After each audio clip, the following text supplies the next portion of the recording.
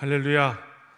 우리 모든 성도들, 또 가정에서 예배드리는 우리 모든 청함의 교우들 환영하고 축복합니다. 우리 앞뒤로 우리 인사하겠습니다. 주님의 날입니다. 축복합니다. 반갑습니다.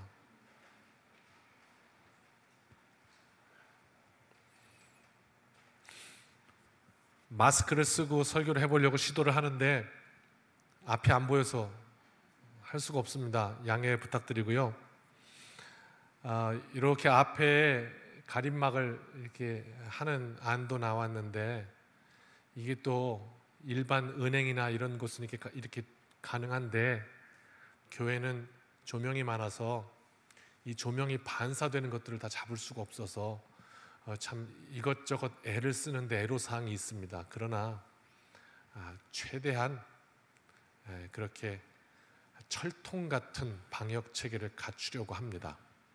그래서 우리 교회에서 결코 불미스러운 일이 없도록 최고로 안전한 곳이 되어야 되겠다, 그런 마음을 가지고 최선을 다하고 있습니다. 예배 시간도 이제 1시간 간격으로 하면 들어가고 나가고 하면서 동선이 겹쳐서 완벽 차단, 그렇게 하기 위해서 2시간 간격으로 예배를 벌렸고요. 그 가운데 중간 시간에는 창문을 계속 다 개방하고요, 방역을 다시 합니다. 그래서 안전하도록, 또 그것도 혹시 염려가 돼서 내 앉는 자리는 좀 깨끗했으면 좋겠다 하시는 분들 위해서 아마 에탄올 휴지도 또 준비해 놨습니다. 살균 소독, 아주 원천 봉쇄하여서 그렇게 우리가 서로를 지켰으면 좋겠다 하는 마음이고, 안전한 것이 우선이다 하는 마음이고, 우리 한국에 지금 방역 체계가 가장 철통 같은 곳이 초등학교라고 해요. 시간마다 환기를 하고 이렇게 한다고 하는데, 우리 교회가 그 이상으로 방역 체계를 좀 갖췄으면 좋겠다 하는 소망을 가지고, 또 그 가운데 결코 우리가 양보할 수 없는 것, 이것도 분명히 해야 되겠다 하는 마음을 가지고 이렇게 계속해서, 또 오늘도 교회 앞마당에 이렇게 2m 간격으로 쓸 수 있도록 다 이렇게 마당을 다 개조를 해버린 겁니다. 이 일에 염려가 되는 것은, 아침에 뒤로 들어오면 이제 앞으로 돌아오세요 이렇게 말하니까 주일 아침부터 이렇게 짜증나게 이렇게 그냥 뺑뺑이를 돌려. 또 어르신들은 참 걷기도 힘든데 그런 가운데 염려가 됩니다마는, 좋게 부디 생각해 주셔서 교회 앞마당에 그 선을 따라 걸으면서 한 발 한 발 걸으면서, 하나님, 참 이런 시대를 맞이하고 있습니다. 우리 모두에게 은혜 베풀어 주십시오. 그리고 정말 교회 뜰을 밟으면서 기도하는 그 특별함이 우리의 인생 속에 큰 은혜로 주어질 수 있다, 그런 생각을 가지면서 부디 이것 또한 우리에게 큰 은혜의 시간이 되기를 바라면서 다시 한번 짧게 광고를 드렸고요. 또 하나 광고를 덧붙여서 드리면, 오늘 예배 나오기 바로 직전에 연락을 받았습니다. 우리 오효식 장로님께서 오늘 아침 7시에 소천하셨습니다. 그래서 교회에서 준비해서 장례를 치룰 텐데 이후에 안내해 드릴 테니 또 그 여정 속에서도 하나님의 은혜 가운데 함께 하시기를 바랍니다. 이렇게 광고를 드리고요. 오늘 말씀을 함께 나누겠습니다. 제목을 인생이 피곤한 이유 그랬습니다. 옆에 분과 다시 한번 좀 이렇게 인사를 한번 해보실래요? 피곤하십니까? 네, 피곤하세요? 문제 있으십니까? 고민 있습니까? 피곤합니까?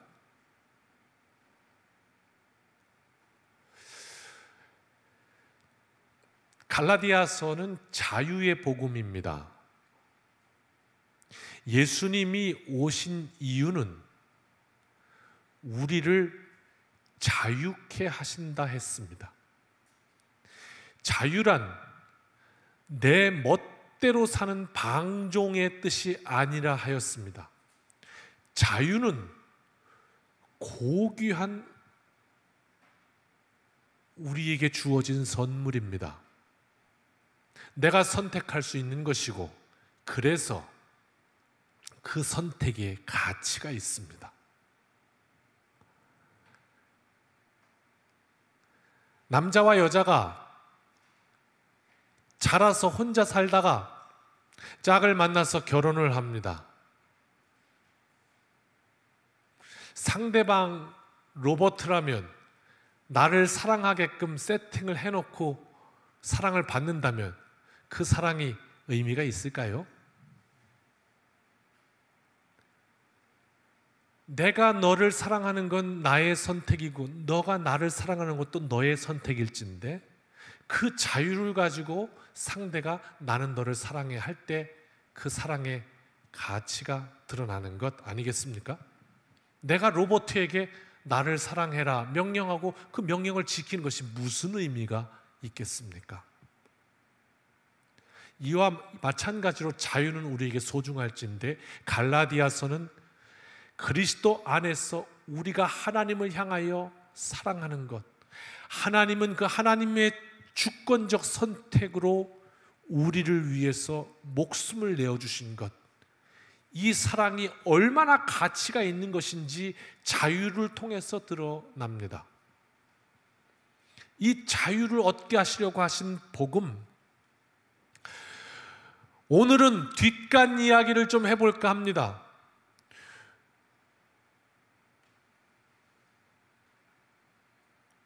죄송합니다, 권사님.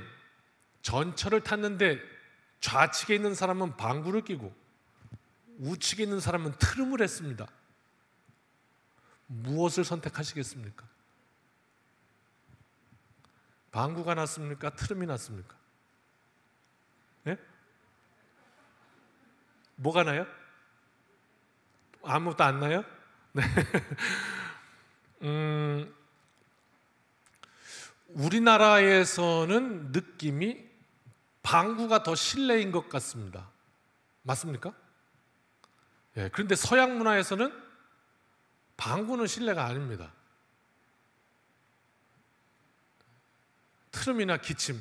그런데 오늘 일부 예배 때는 또 물었습니다. 전철을 탔더니 좌측에서는 방구를 끼고 우측에서는 기침을 하네요. 그러면 어떤 걸 선택하시겠습니까? 그러니까 기침은 안 되죠. 코로나가 바꿔놓은 현상입니다. 이런 시대를 살고 있습니다. 자, 우리가 뒷간 이야기를 하면 더럽다. 특히 밥상에서 얘기하면 밥맛 떨어진다. 혹시 지금 방송 중에 밥 먹으면서 예배를 들으시는 분들은 있으면 밥맛 떨어지실 거예요. 그럼에도 불구하고 이런 일을 통해서도 우리가 인생의 진리를 배운다는 건 참 신비입니다. 무슨 얘기냐?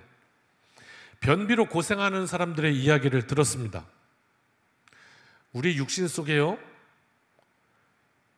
이제 음식을 먹으면 이게 우리에게 영양분이 되어야 되는데 내려가가지고 배설이 돼야 되는데 밖으로 안 나가고 꽁꽁이 안에 있기 시작합니다. 배출이 안 됩니다. 그럼 그걸 우리 변비라고 부릅니다. 이게 지속되면 어떤 현상이 일어납니까? 영양분은 우리 속에 들어가서 유익이 되어야 되는데 오히려 이 음식이 독이 됩니다. 그렇죠? 계속해서 가스가 차게 되고, 그러면서 우리 육신에는 어떤 현상이 일어나기 시작합니다. 뭐냐면 피로라는 것이 옵니다. 몸이 독이 계속 우리를 괴롭히니까 너무너무 피곤해집니다.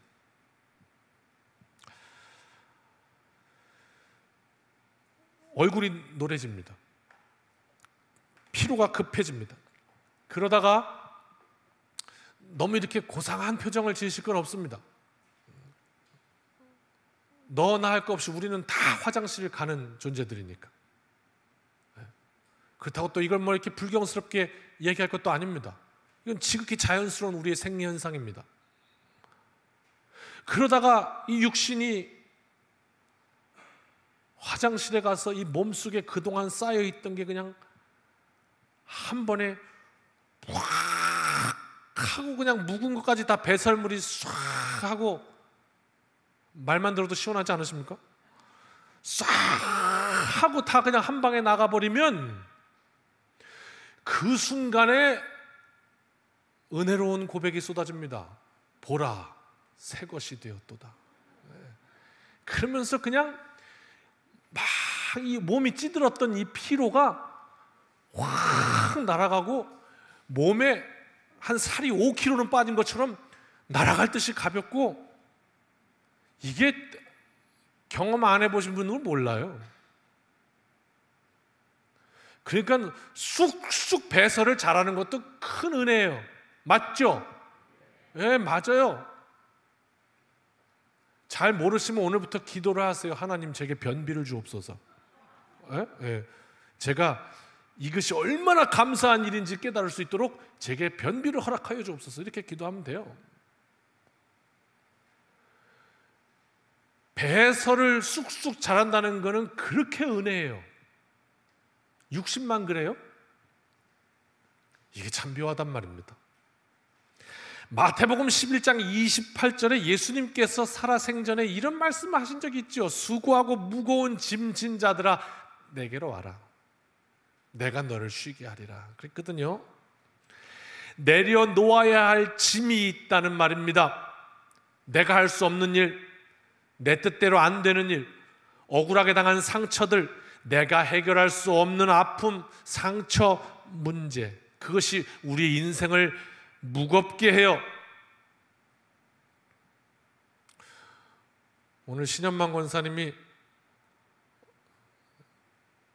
다리가 4개가 돼갖고 교회를 오셨어요. 목발을 짚고 교회를 오셨는데, 참 그렇습니다. 마음이 뭐라고 혼을 내드릴 수도 없고 칭찬을 해드릴 수도 없고 이러지도 저러지도 못하겠습니다. 병원에서는 다리를 높이 올리고 딛지 말라고 그러는데, 그래도 예배드리겠다고 나오신 게 참 그냥 보면 가슴이 그냥 먹먹할 정도로 참, 권사님 모르겠죠, 본인은. 근데 지켜보는 이는 그렇게 가슴이 참 먹먹합니다.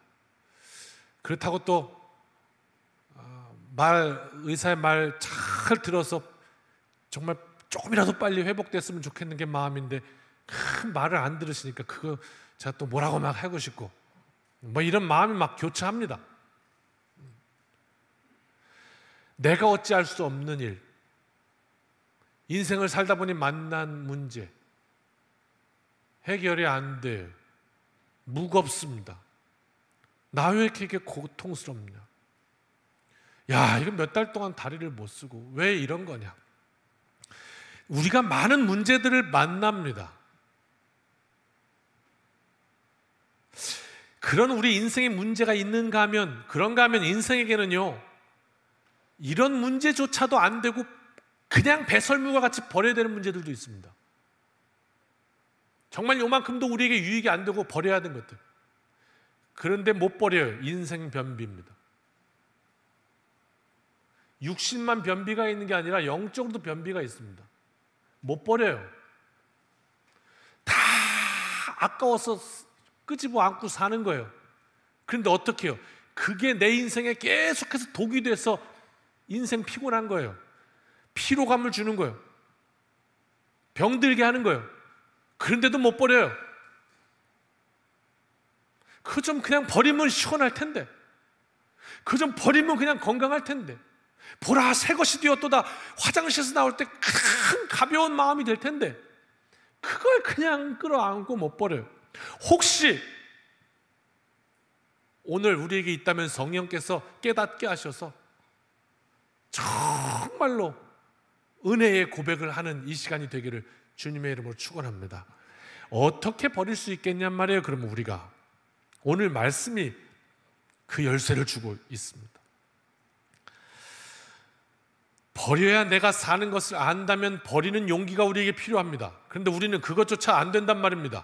예수님이 그래서 말씀하십니다. 내게로 오라. 이렇게. 이것이 무슨 말인가? 오늘 본문으로 가보겠습니다. 오늘 본문의 첫 절입니다. 사도 바울이 갈라디아 교회에 갔더니 거기에 도저히 용납할 수 없는, 양보할 수 없는 어떤 이래도 되고 저래도 되는 이런 선택의 문제가 아니라, 그런 문제에 대해서 사도 바울은 우리의 상상을 뛰어넘을 만큼 융통성이 있었습니다. 어떤 문제냐? 우리가 다 아다시피 우상에게 드린 제물을 먹어도 되느냐 마느냐. 방금 제사상에 올라왔던 돼지 머리예요. 근데 그거 잘라서 그리스도인이 먹어도 되느냐 안 되느냐, 이 문제를 가지고 싸웠을 때 이것도 하나님 주신 음식이니까 감사함으로 먹으면 먹어도 되는 것이고, 이게 우상에게 드려진 거기 때문에 나는 안 먹어, 그러면 안 먹어도 되는 것이다. 먹어도 주를 위해서 먹는 것이고 안 먹어도 주를 위해서 안 먹는 것이니 먹는 거나 안 먹는 거나 상관없다. 다만 먹는 이가 마음에 깨름직함으로 이거 죄인데 하면서 먹으면 그건 죄다. 또 안 먹으면서도 먹고 싶은데 뭐 이런 마음으로, 또는 상대방을 정죄하는 마음으로 그렇게 되면 그것도 역시 죄다. 우리 인생에 사나 죽으나 내가 주의 것이다 라는 고백이, 이게 어마어마한 고백이에요. 다른 사람들은 이거 아니면 이건데 그리스도인들은 둘 다 아니라는 거죠. 오늘 이 말씀이거든요. 당시에 갈라디아 교회에 있던 사도 바울이 보니까 이렇게 융통성 있던 사도 바울이었는데 이 문제에 대해서는 한 발짝도 양보할 수가 없었던 거예요. 왜냐하면 본질이었기 때문인데, 그 본질은 뭐냐? 한번 따라 하실까요? 오직 예수 그리스도로. 이 문제였거든요. 구원은, 내가 생명 얻음은 오직 예수님입니다. 100%. 근데 이 고백에 그러지 말고 우리 5%만 딴 거 하자, 이거였기 때문에 양보가 안 된 거예요. 그 딴 게 뭐죠? 할례였어요. 아유, 예수님 믿어서 구원 받지만 그래도 구원의 조건 중에 5%는 그래도 할례로 좀 하자, 세례로 좀 하자. 이게 이제 문제였습니다. 말씀 12절을 보니까 육체의 모양이라고 말하고 있습니다. 할례 받는 걸 이렇게 어떻게 거룩하게 보이게 해서 이게 뭔가 있는 거, 이렇게. 그런데 그 할례를 억지로 받게 했답니다. 그리고 그 다음 절을 보니까 왜 억지로 받게 했냐면 요걸 통해서 예수 믿는 사람들이 받아야 될 박해를 면하게 하기 위해서 그랬대요. 그러니까 당시에 이 권력을 유대교인들이 잡고 있었거든요. 공회가 가지고 있었어요, 권력을. 그리고 그 사람들이 뭐 했냐면 그 권력을 가지고 예수님을 십자가에 못 박았어요. 그랬더니 그 예수님을 따르던 이들이 뭐라고 얘기를 하기 시작하냐면, 그 너희들이 십자가에 못 박은 예수께서 다시 사심으로 그분이 구세주가 되셨고 그분의 이름으로 오직 구원받는 거다, 할례로 구원받는 게 아니다, 이렇게 나온단 말이에요. 그러다 보니까 그 말이 권력을 잡은 이 유대인들에게는 너희들이 메시아를 죽였어, 이렇게 됐잖아요. 그러니까 견디지 못하겠죠. 가진 힘이 있다면 그 힘으로 어떻게든지 멸하고 싶었을 겁니다. 그래서 그리스도인들을 박해하기 시작했습니다. 그러니까 교회 안에서는 이런 이야기였어요. 봐라, 지금 이런 상황인데 우리가 저 유대교인들 제일 좋아하는 거 뭐냐? 할례 좋아하지 않냐? 자기들이 그걸로 인해서 선택받은 백성이라고 하나님한테. 그러니까 우리도 그거 5%만 조금 넣어주면 동질성을 느끼니까 우리 박해 안 할 거야. 우리 안 괴롭힐 거야. 그러면 우리 마음껏 예배 드릴 수 있어. 이게 지혜 아니냐?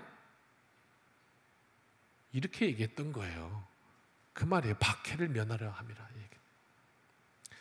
그런데 이 부분에 양보를 하면 복음은 무너졌던 거예요.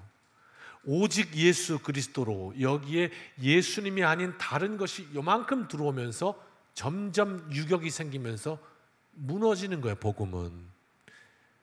그래서 뭘 먹어도 상관없다고 했던, 먹어도 안 먹어도 상관없다고 했던 그 바울이 이 부분에서는 목숨을 걸고 한 발짝도 물러서지 않습니다. 우리 역사에도 참 가슴 아픈 이야기가 있습니다. 1926년 부산 초량교회의 목사였습니다. 5년 뒤 1931년 마산에 있는 문창교회 목사로 부임합니다. 그리고 이윽고 1936년 여름에 송창근 목사의 후임으로 평양에 있는 산정현 교회 목사로 부임하게 됩니다. 이 평양의 산정현 교회는 조만식, 유계준, 오윤선 등과 같은 우리나라의 독립과 우리나라의 자주에 앞장섰던 민족주의자들이 출석하는 교회였습니다. 그 교회에 도착한 후에 곧 예배당 건축에 착수해서 1938년 3월 달에 헌당 예배를 드리는데, 헌당 예배 드리기 전에 일본의 경찰이 들이닥쳐서 이 목사님을 잡아갑니다. 이유는 딱 한 가지였습니다. 신사 참배 반대. 그 교회에서도 그런 이야기도 있었을 수도 있습니다. 그냥 가볍게 생각하고 국민의례 한다고 생각하고 하면 되잖아요, 그냥. 그리고 다시 와서 예배 드리면 되잖아요. 우리 중심이 중요한 거지, 그럴 수도 있겠습니다만.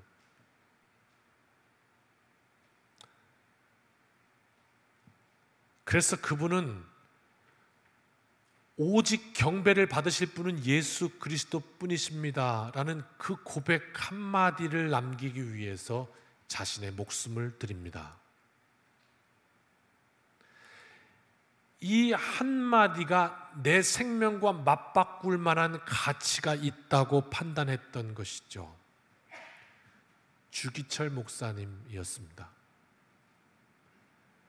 그분은 그 한마디를 지키기 위해서 그렇게 돌아가셨습니다. 바꿀 수 있는 것과 타협할 수 있는 것과 없는 것. 갈라디아 교회에서도 이와 너무 비슷한 일이 있었던 것이죠. 할례를 좀 받으면 어떠냐. 그런데 오늘 바울은 그것은 육체의 일이라고 이야기합니다.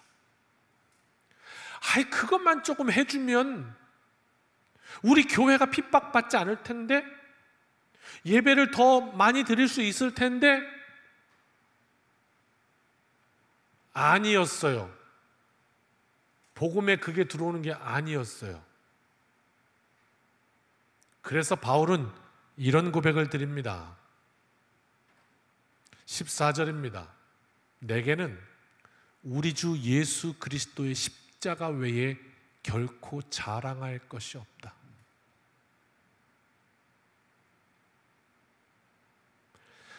그리스도께서 나를 위해서 돌아가신 것, 그래서 나를 구원하신 것, 그래서 내 인생을 사신 것, 그래서 그 그리스도의 능력으로 내 인생을 자유케 하신 것,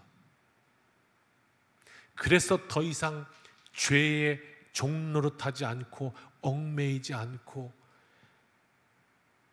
배설물과 같은 것들 잔뜩 인생에 끌어안고 날마다 그것 때문에 피곤하게 살아가고 있는 인생을 향해서 하나님이 나를 해방시키셨다. 내 인생에는 그리스도 예수 외에는 자랑할 것이 없습니다.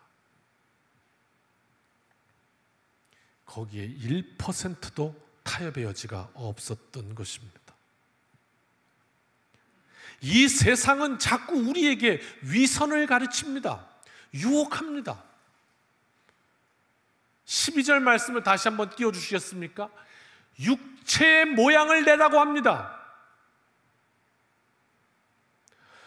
겉모양 번지르르 하면 잘 살 수 있다고, 오늘 내가 끌어안고 고민하고 있는 문제들, 그거 육체의 모양을 조금만 더 하면 해결된다고.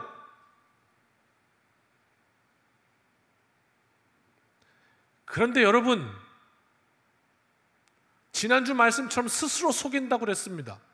우리 안에 속이는 나가 있고 속는 나가 있다고 그랬습니다. 누구의 음성을 들을 거냐? 예수님이 이 땅에 오셔서 우리와 같은 육신의 몸을 입고 사역하실 때가 있었습니다. 그때 이런 일이 마가복음 2장에는 기록되어 있습니다. 한 중풍병자가 있었습니다.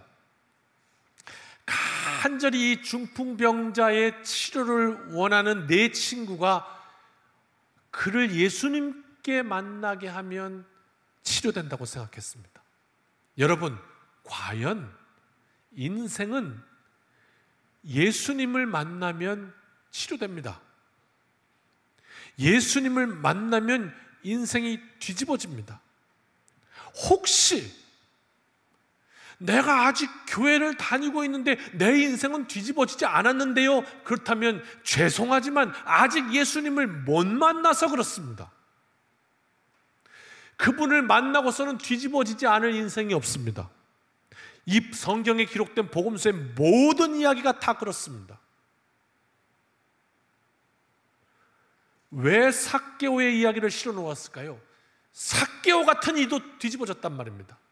온 국민의 공로를 사든 인물이 뒤집어졌단 말입니다. 하물며 그 앞에 뒤집어지지 않은 인생이 있겠는가?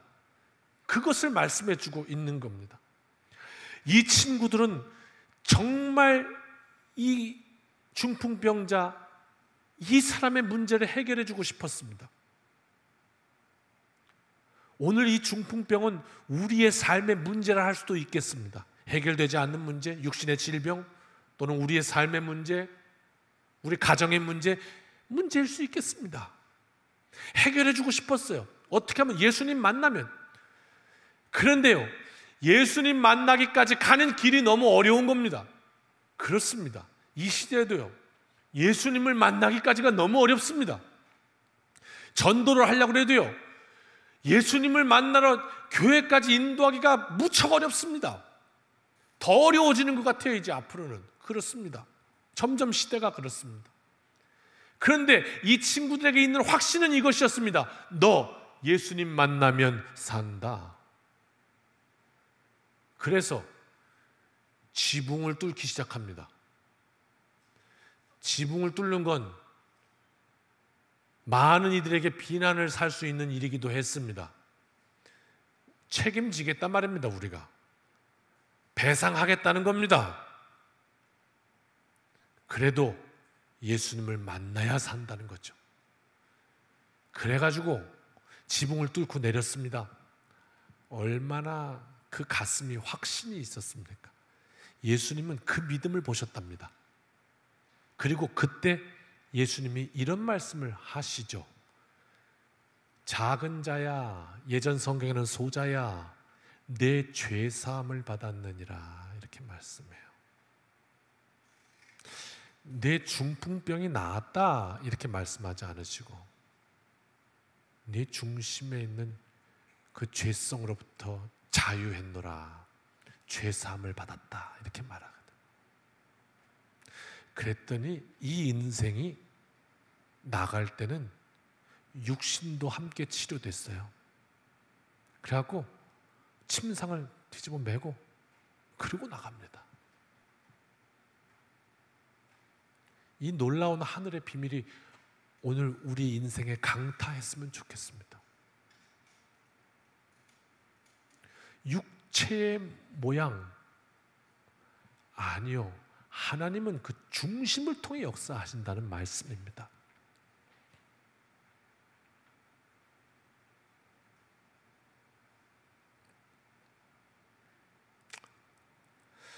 사람들은 육신의 겉모양에 관심을 가지고 있습니다. 우리의 세상에 관심을 가지고 있습니다. 그러나 예수님은 그 인생이 가지고 있는 그 중심을 보십니다.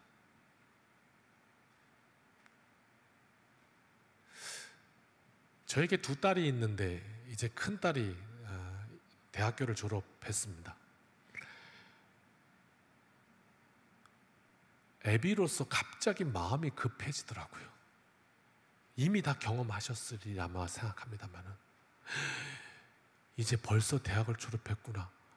그러니까 어떤 생각이 드냐면, 웃으실지 모르지만 웃지 마세요. 네. 이제 곧 시집 가겠구나. 그러면 내 품에서 떠나야 되는 날이 이제 많이 안 남았구나. 그런 생각이 들면서 왜 이렇게 자꾸 마음이 급해지죠? 아빠들 다 똑같은 마음 아닐까요? 마음이 좀 급해지더라고요.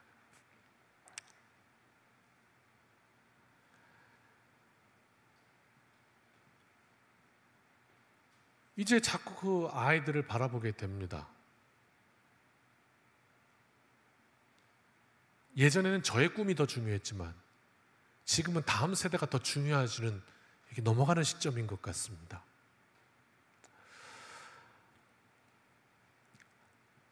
그러면서 간절히 바라기는, 우리가 어떤 인생의 모양을 가지고 살던 그 여러 가지 인생의 이야기 속에 하나님의 영광을 위해 사는 것이구나. 우리 큰딸이 제가 결혼할 나이를 생각해 보니까 그 나이가 다 됐더라고요. 그때는 이렇게 됐어요.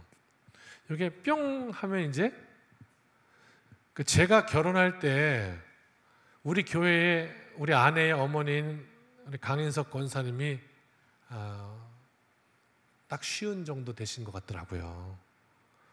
그러면 뭐 저희 나이에서 그렇게 많이 멀지 않아요. 이렇게 되는 거더라고요. 그러면 이 참 짧구나. 어떻게 살아갈까? 인생을 살다 보면 별 사건을 다 만나는데 평범한 사람들을 만나지 않는 우리 신현만 권사님 같은 사건을 만나기도 하잖아요. 왜 남들은 안 그러는데 나는 이렇지라고 만날 수도 있죠. 그리고 또 다르게 해석할 수 있죠. 이 짧은 인생 가운데 아무 일도 없이 매일 똑같이 살 수도 있지만, 그러나 이런 인생의 어려운 문제들을 만나면서 동행하시는 하나님을 경험하고, 이렇게 내 인생의 이야기를 쓰는 거구나. 왜 남들에게는 없는 어려움이 나한테 있나? 그 어려움을 통해서 하나님이 계속 나와 대화하시는구나. 우리 인생의 중심, 육체의 겉모양이 아니라 중심이 하나님 앞에 딱 서 있으면, 정말로 말씀대로 사는 것도 주를 위한 것이요, 죽는 것도 주를 위함이요, 나의 기쁨도 주님께 있고 나의 슬픔과 어려움도 주님께 있으니 인생은 그 안에서 자유함을 누립니다. 이거 또 큰일 났네, 짐 하나 얹어. 이거 또 얹어. 오늘 가다가 누가 나를 열받게 하네, 저놈 내 용서 못해, 또 얹어. 배설물과 같은 것 내 인생 잔뜩 얹어놓고 용서 못해, 미워해, 분노해, 질투해, 열등감에 나는 왜 이게 없을까? 인생이 피곤해요.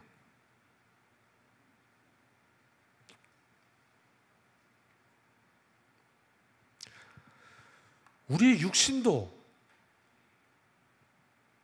배설이 안 되면 피곤한데, 왜 영적으로도 당연히 그렇다는 것을 알면서도 우리는 외면하며 살아가고 있는 겁니까? 왜?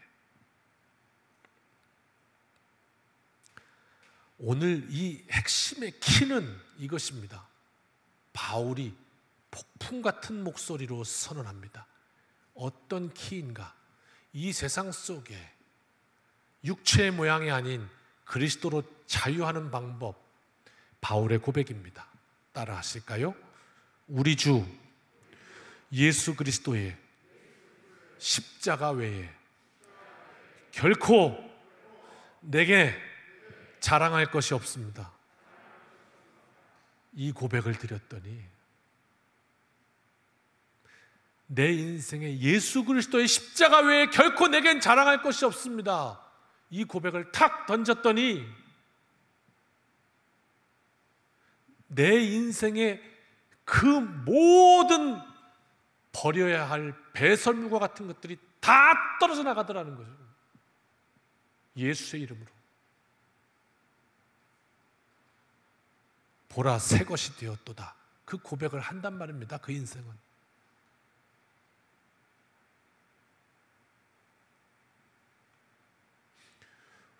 우리의 영이 우리의 모든 삶을 지배합니다. 우리의 영이 하나님 앞에 서서 감사하고 기뻐하고 자유하고 그렇게 살면 우리 인생의 병마도 물러가고 그 날마다 안에서 내 스스로가 나를 향해서 독을 뿜어내니 그 건강할 수 있겠습니까? 하나님 주신 은혜로 날마다 기쁘고 감사하고 찬송하며 살아야지. 누가 밉고 누가 뭐가 문제고 이것도 잘 안 되고 내 인생 왜 이러냐, 나는 왜 이렇게 못났냐, 이렇게 살면 그 인생이 건강할 수 있겠습니까? 내게는 우리 주 예수 그리스도의 십자가 외에 결코 자랑할 것이 없습니다. 신권사님, 그래서 교회 나오셨잖아요, 그렇죠?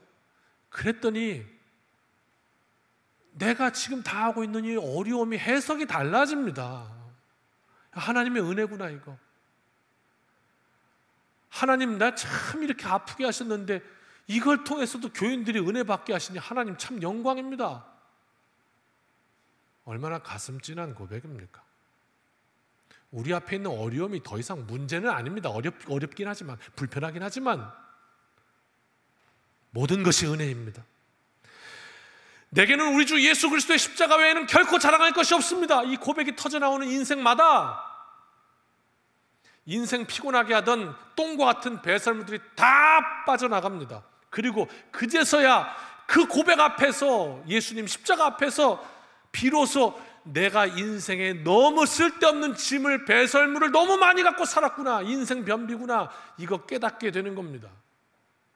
그리고 안에서부터 예수의 사람이 되어지면 육체의 모양이 아니라 복음의 사람이 되어서 그리스도께서 우리 인생을 자유케 하시는, 그랬더니 중풍병자와 같이 죄사함을 받을 뿐더러 나아갈 때는, 들어올 때는 자기 몸 하나, 자기 인생 하나 도저히 설 수 없어 비틀비틀 거리다가 왔더라도 예수 만나고 그분이 어떤 분인가를 고백하게 되면 그 인생은 나갈 때는 자기 침상 둘러매고 하나님 앞에 영광 돌리며 나가게 되어 있는 겁니다.